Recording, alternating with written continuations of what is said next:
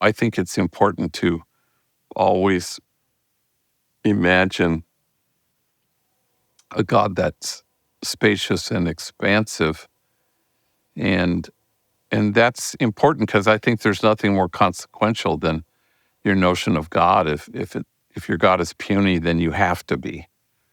If your God is spacious, then you'll be intimately welcoming and generous. And so you discover the generosity of God, and then you choose to be that generosity in the world. That's how it works. You receive the tender glance, and then you become the tender glance.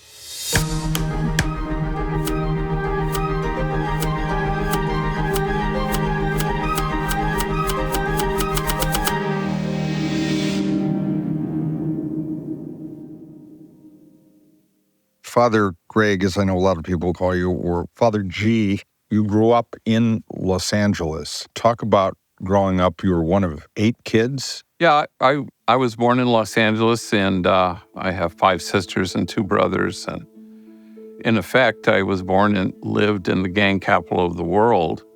But there was no chance that I would ever join a gang. I mean, I won all the lotteries, parents and zip code and education, which has nothing to do with morality, more with location and being privileged. As you're growing up, there comes a time in life where you sort of see a path for yourself. You chose to pursue it. How did that happen? How were you drawn to it? How was it your calling? Well, I was educated by the Jesuits, and I found that they had this combo burger of joy and fearlessness. So they were hilariously funny, and they were prophetic. Especially in those days, it was, the Vietnam War, and so to watch them be so out there in terms of their protest. And I was drawn. I entered the Jesuits, so I was ordained in 1984, and then I was assigned to Dolores Mission. Dolores Mission was a location in Los Angeles that determined a lot of the work that you were doing based on where it was next to the 2 largest housing projects. Is that right? Yeah, well, we had 2 parishes in Los Angeles that were administered by the Jesuits. So we'd been asked many years before if the Jesuits could come in here and do that. So it was the poorest parish in the city, nestled in the middle of 2 public housing projects, Pico Gardens, Aliso Village. And and what later evolved, it became the place of the highest concentration of gang activity in all of Los Angeles. So we had 8 gangs in my parish. Initially, the first 2 years, that was not so much an evident thing. But then by 1988, it just heated up, and I was burying kids. I saw at one point that, and this is some time ago, I think, close to 200, and I'm sure that number, this I think was from a speech you gave a decade ago. Yeah, no, I think 265 is where I am now. I'm struck, Greg, by the fact that unlike so many people who deliberately send young men and women off to war and never keep count, never keep track, have no idea. These are people that you didn't send into this life, but you're very aware, and you've kept each one very real to you. I'm just struck by that you do know the count. Yeah, well, part of the reason I counted was because they didn't count. And so, in the early days, it would be, 8 lives in the housing projects were not worth 1 life in Westwood Village. And so that was becoming, ever present and clear to me. So then that started this thing where I kept track, and I have a book, and I write the name and the number. As you saw this happening, you did something about it. You created Homeboy. What brought you to creating this entity that has grown so much? Yeah, well, the first thing we did was we started a school because there were so many junior high, middle school age gang members who had gotten the boot from their home school. Nobody wanted them. So in the middle of the day, they were wreaking havoc and selling drugs and writing on the walls and were violent. So that was the first thing we did. That was kind of the pressing thing. So then I walked out to them and I would say, if I found a school that would take you, would you go? And every single one said, yeah, I would. And then I couldn't find one. So we started one. And so that's kind of how it evolved. It was a kind of an outreach to this population. And then they said, if only we had jobs. And so we marched around the factories that surrounded the projects trying to find felony-friendly employers. And that wasn't so forthcoming. So we just started things, a maintenance crew, a landscaping crew, a crew to build our child care center, all made up of rivals, members of these 8 different enemy gangs. We had a slogan in those days that nothing stops a bullet like a job, trying to get employers, and the need was so huge. Every gang member wanted a job. Nobody said, that's okay, I'm okay doing this, And even, gang members who sold drugs, you think, how are you going to keep them down on the farm after they've made money hand over fist? And yet every human being wants their mom to be proud and their kids not to be ashamed. So it was not a tough sell. It seems to me that the essence of that is in believing that there is no such thing as a bad person. It's someone who hasn't yet seen their own goodness. Do you believe that all people have a spark of the divine of goodness in them? Yeah, I'll answer that by telling a brief little story. I was at a LA Times Festival of Books. I was on a panel with a rabbi and a columnist, and I was saying that the 2 principles that are kind of foundational that we hold here at Homeboy is everyone is unshakably good. There are no exceptions. And we belong to each other, and there are no exceptions. And then I asked the crowd, I said, do I think that all our vexing, complex social dilemma that need our addressing would simply go away if we embrace those 2 foundational notions? And I paused, and then I said, yeah, I do. And the entire audience burst into laughter, which kind of startled me. And when the laughter subsided, I said quietly, yes, I do. And I do. And I think gang members have taught me that for 40 years, that everybody's unshakably good. Now, there's some things that block the view, a despair that's dark or trauma that's enormous or real mental illness. But none of it touches their goodness. Their goodness is intact. So the idea is, how do you find it? And it seems like a lot of these kids have grown up not seeing and not having any way of seeing their own worth. That's the first challenge, right? Is getting them to see themselves perhaps the way that God sees them, or the way that exists that they just cannot possibly see it given their circumstance. Is that how you see it? Yeah, I mean, I had a conversation not long ago with a homie named Joseph, and I've known him since he was 10 years old, and he's now 45 or something. And, his father was a gang member. His father died of a heroin overdose. Joseph has overdosed many times and has never died from it. But so we were finishing a conversation, and he says, I think life is just removing the blindfold, he said. I think it's just removing the blindfold. And I said, well, what do you see, when the blindfold falls? And he thought for a second. He put his hand on his chest and he said, goodness. Well, that's the whole idea. We're allergic around here to holding the bar up and asking folks to measure up, We want to show up to them with a mirror and say you're exactly what God had in mind when God made you. There's nothing missing here. And once they know that truth, they become that truth. They inhabit that truth. And indeed, no bullet can pierce it. I'm struck by how you have said that over and over again that you don't rescue people, you don't fix people, you don't pull people out of gangs. You stand with them, and by being with them, in some way, you are more whole. You talk about the margins, the poor, the powerless, the demonized, the voiceless, the easily despised, the readily left out. All those people who are at the margins. And you go to the margins not to make a difference, which is in every commencement address I've ever heard. You go to the margins so that the folks at the margins make you different. If you go to the margins to make a difference, then it's about you, and it just can't be about you. But then you go there to be made different, and then it becomes about us. There's something that happens in it. This is how people don't burn out, because they go to the margins and they delight in the people they find. So you go where love has not yet arrived, and you love what you find there.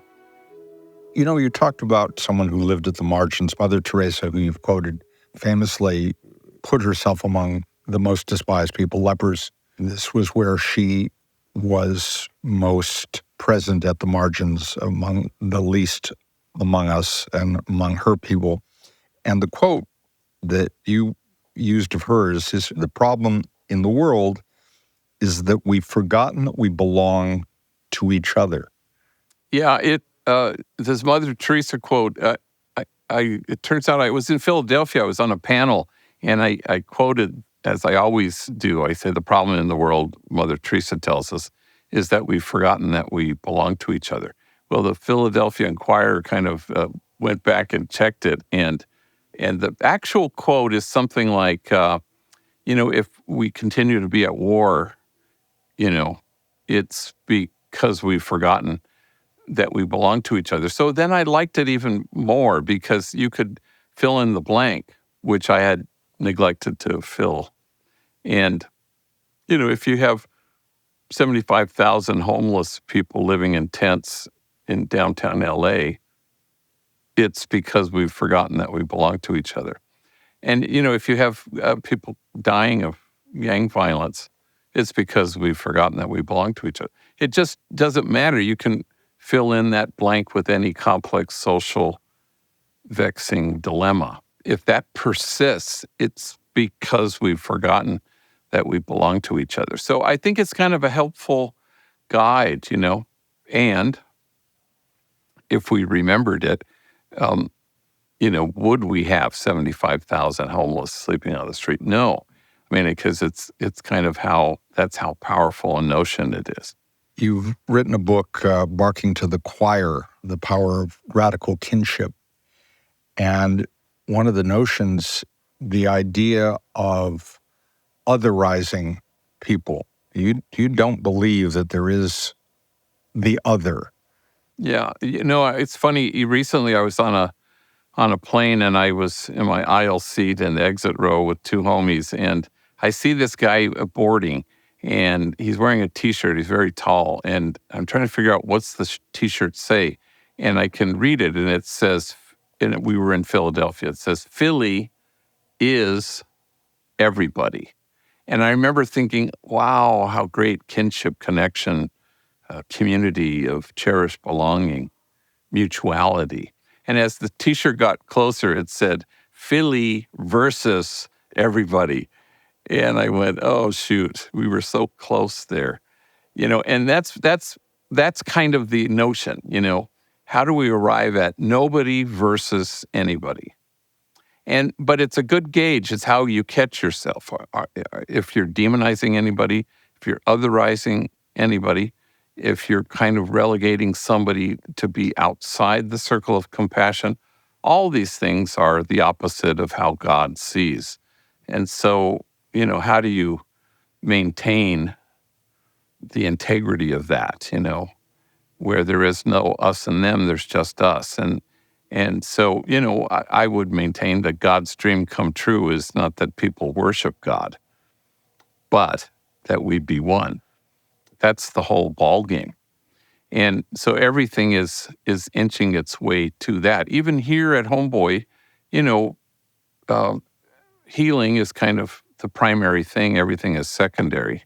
But what's the point of healing? The point of healing is then to create and nurture into being a community of cherished belonging. So that's the fruit of your own personal healing and coming to terms with whatever was done to you or whatever you did, and then moving on to what? To creating a culture and a community where no one is left out. How do you measure healing? Is there a metric for it? Healing is never about so much a moral judgment. It's about a health assessment.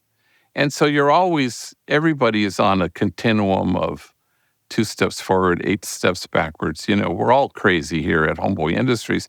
Thank God we're not all crazy on the same day. So nobody's well until everybody's well. And so you're trying to walk each other home to wholeness.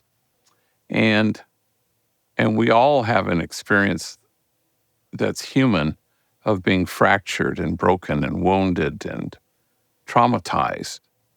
And so we're moving towards not holiness. I mean, holiness is being whole. Somebody told me the other day, which I'd never heard before, in the scripture, Jesus says, be perfect as your Father in heaven is perfect. But the Aramaic is not perfect, it's whole. Be whole. Then when you think about that, then you go, yeah, I like that, It's all interchangeable, holy, healthy, whole. It's all the same thing. And if you measure it against your own experience, nobody has ever met a holy person who wasn't healthy and whole. And nobody's met a whole person who wasn't holy. And I think it's how it works. And unfortunately, there's been this moral overlay that's never helped us. And it's never kept us moral. It's just kept us from each other. So where we say these are good people and these are bad people. And it's just not how God sees. God sees God's people, period. So much is done in the name of Scripture or the Quran or any holy book. It is used often to create otherness, to create war. That's been as long as any recorded history shows us. How do you reconcile that? And what does one do about that with people of deep faith who do things that certainly don't reflect a God of love? Yeah. A homie who writes me every morning email, we email each other, we look at the readings of the day and from Scripture, and then we just, whoever gets up first, writes a little thing. And he wrote and said, we need a mystical lens, a filter where you can read the Scripture in such a way and say, yes, yes, no, I don't believe that. Yes, yes, no, that's completely off. So you encounter in Scripture a wrathful God and you go, no, the day will never come when God is wrathful. Or they'll try to temper it. They'll say, God who is slow to anger. I say, well, no, God is no to anger. So it's all human projection and natural. But it requires a filter now, a mystical filter. Once you know the God of love, you sift out these things that aren't aligned with the God we actually have. So it comes to a place once you know who that God is, then you can't otherize. You can't demonize. You're human, so you have to catch yourself. But we're all walking each other home to health and wholeness, because none of us are well till all of us are well. Can you be whole? Can you be holy in your view and not believe in God? Oh, yeah. I mean, because again, I think being holy is about being healthy. And healthy people are loving people, and God is love. So for me, there's no contradiction in that at all. People are, that's the measure. The measure is, Are you loving? And the only people who can pull off being loving and cherishing are healthy people. So you want to remove the obstacles, and you want the blindfold to fall, and you want people to. You can't really love goodness, as the prophet Micah says, unless you love, love goodness in here. You can't love goodness out there, and it's kind of a prerequisite. And so the Dalai Lama, who I was privileged to meet, somebody asked him on BBC, well, what's the mark of authentic religion? And he said, the mark and measure is, he put both hands over his chest and he said, warm-heartedness. And I thought, well, that's it. It's not about adherence to anything. Gandhi said, I have chosen to be a disciple of Jesus. And he not once stopped being a Hindu. And so that was kind of the idea. It's about warm-heartedness. It's about love. It's not about adherence to a belief system. And so can you pull this off? Can you pull off holiness without believing in God? We have so many examples. Now, what you just said is enormously helpful, because we know that there are a lot of people who have an obstacle. They either believe in a different God, and there's enmity that comes from a disagreement over which God, or they believe in no God, and they're told that they are evil and bad for not believing in the God of their family or the God of their community. Yeah, I just don't buy it. Because I think that the God we actually have is spacious and wild, as Meister Eckhart used to say, who was, a mystic and a theologian. And he said, it's a lie any talk of God that doesn't comfort you. So, it's so expansive, but it's not difficult, because you get to a place, by definition, heaven is the place that you want to spend eternity in. And if it's, a God who's judgmental and, kind of a jerk, then nobody wants to spend eternity there. And that's how you know that chances are God is not a jerk. I've never uttered that sentence before, but that's what I mean, In this very office, there was a young woman named Nellie who has had all the worst things befall her kids taken away, abuse of every imaginable kind, prison, gang members, sold drugs, used drugs. And just, I stand in awe at what she's had to carry in her lifetime, rather than in judgment at how she's carried it. And so she's sitting in front of my desk back there, and I don't know, she has a light bill she has to pay or something, so I'm writing a check to help her out. And she leans, with her chin resting on her fists in front of my desk, and she says, gee, I wish you were God. And I laughed. I said, why? And she goes, and her eyes well up with tears, and she says, I think you'd let me into heaven. And that just broke my heart in two. And I stopped writing the check, and I leaned, and I grabbed her hands, and I pulled her in, and I looked her in the eye, and I said, if I get to heaven and you're not there, I'm not staying. And I believe that, So do I think anybody's in hell? No, I don't think it exists. Or as the mystics say, maybe it exists, but it's empty. You talked about a man named Louis who had a dream with you in it, and he was in darkness. Can you tell that story? Yeah, so there's a homie I know named Lulu, and he was a gang member, and he was selling crack cocaine, as they did in those days. And then he became his own best customer. Finally, I convinced him to go to rehab.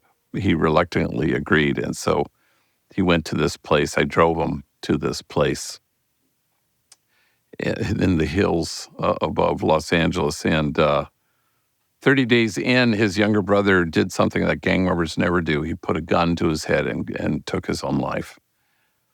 So I called Lulu and I told him, and of course he was devastated. And I said, look, I'm going to pick you up for the funeral, but I'm going to drive you right back to the rehab. So I go pick him up. He gives me a big abrazo, and he gets in the car and he says, I had a dream last night and you were in it.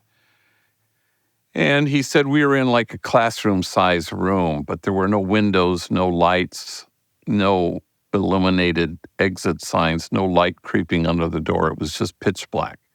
And I know you're there, he tells me, but you're silent, and so am I. And so he says that in the silence, I reach into my pocket and I have a flashlight, and I pull it out and I aim it steadily on the light switch on the wall. And as he tells me the dream, he says, I know I'm the only one who can turn that light switch on. I'm really glad that you happen to have a flashlight. And so he follows the beam of light steadily until he, with great trepidation, stands in front of the light switch and he takes a deep breath.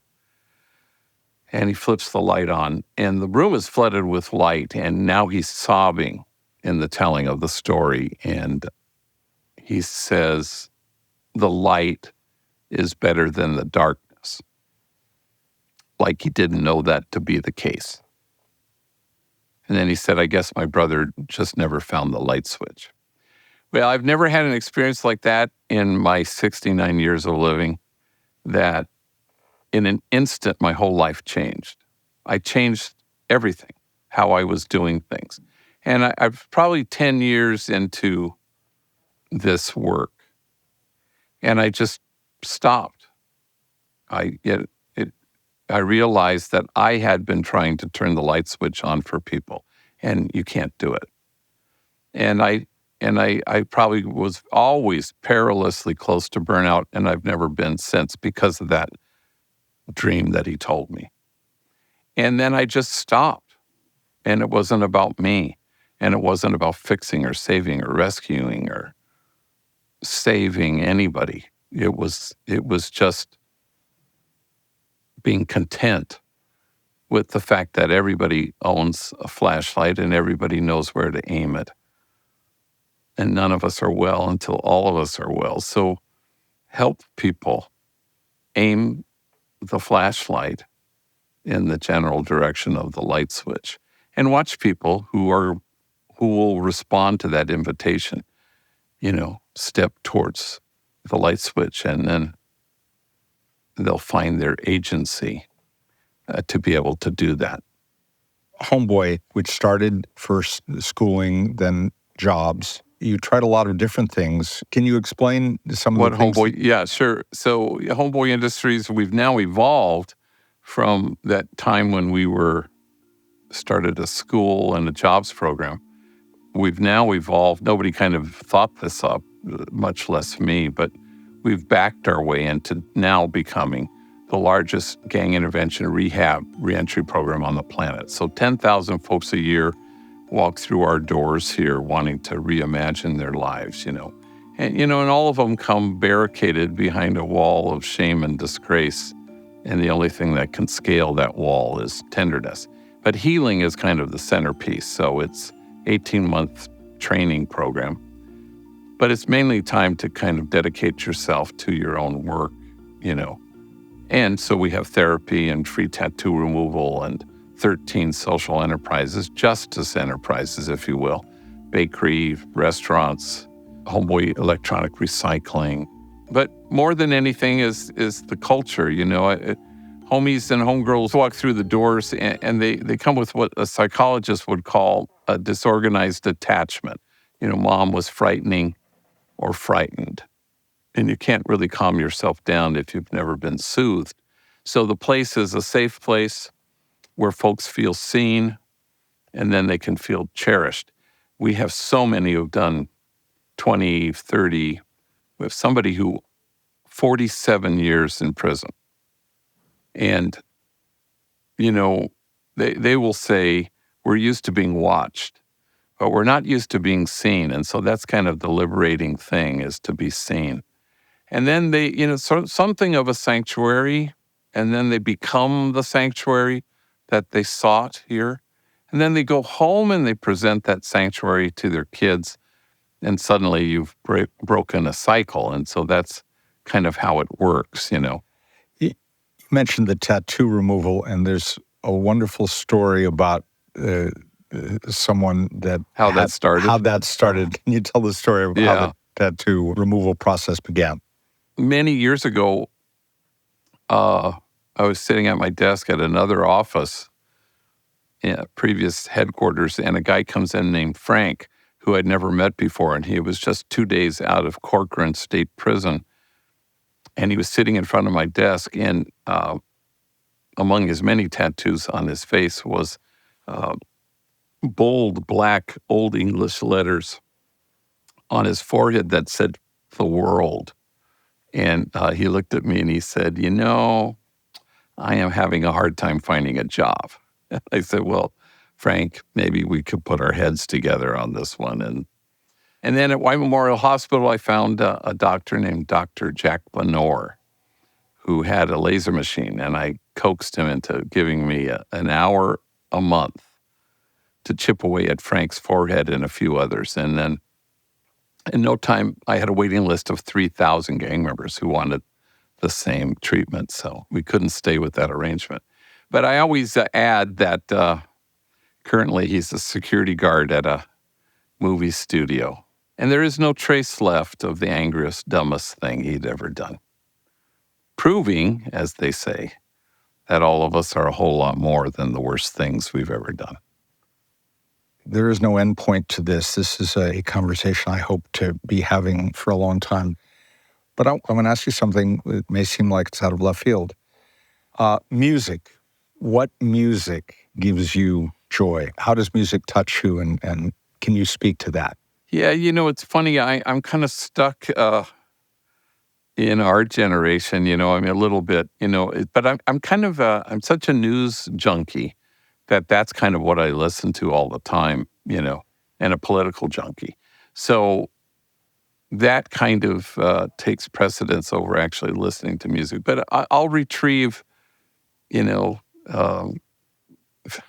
from the 70s, Joni Mitchell and Crosby, Stills, Nash and Young, and the Stones, and the Beatles. So I can retrieve those things. When you listen to Joni Mitchell, when you listen to the Stones, the Beatles, Crosby, Stills, and Nash, it touches something in you? Yeah, I mean, because I can, I can just, now you can just go to YouTube and have something playing, like Woodstock or the White Album or all these things, from my youth, that, kind of brings you back. But, like concerts or who does music now, yeah, boy, I'm not so much. So I don't know anything. I'm going to out you. You're a hippie. You're an old hippie. I'm an old hippie. I guilty as charged, but I'm also a geezer. And so I don't really know how all these things work, The homies have to, so they were changing my Siri voice to this Irish woman. They say, what voice? Well, what are my options? Well, Irish. I go, yeah, do it. But she, she gives me directions, and I'm so glad that they did that because, she'll say, turn into the car park and all these things that remind me of our relatives from Ireland. And my favorite thing, in fact, I'm hoping to title my next book about it, is when she'll say, accident ahead. And then there's this pause and you wait. And she says, you're still on the fastest route. And I love it. I'm consoled by it. I think, oh, how great. I'm still on the fastest route. I don't even think it means you're on the quickest route, but it's the surest route. You're going to get there. And so I that's kind of, I think love, it's still the fastest route. It's still going to get you to exactly where you want to get, especially at this time where there's such tribalism and polarizing and huge gulfs and divisions that, love, it's still the fastest route.